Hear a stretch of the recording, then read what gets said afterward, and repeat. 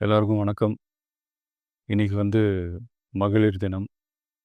தமிழ்நாடு முழுக்க இருக்கிற என்னுடைய அம்மா, அக்கா, தங்கச்சி, தோழின்னு உங்க அத்தனை பேருக்கும் இந்த தினத்தில வாழ்த்து சொல்லாம இருக்க முடியாது.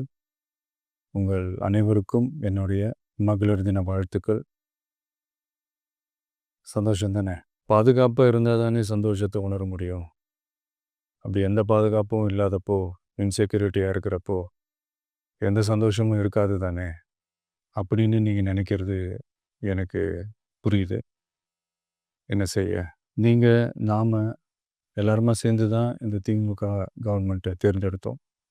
ஆனா, அவங்க எப்படி நம்மள ஏமாத்துவாங்கன்னு இப்ப தானே தெரியுது. எல்லாமே இங்க மாறக்கூடியது தானே! மாற்றத்துக்கு உரியது தானே! கவலைப்படாதீங்க.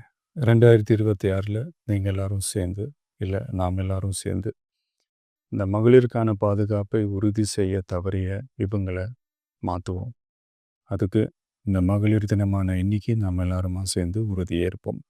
ஒன்று மட்டும் சொல்கிறேன், எல்லா சூழ்நிலையிலும் உங்களுடைய ஒரு மகனா, அண்ணனா, தம்பியா, தோழனா உங்களோட நான் நிற்பேன்.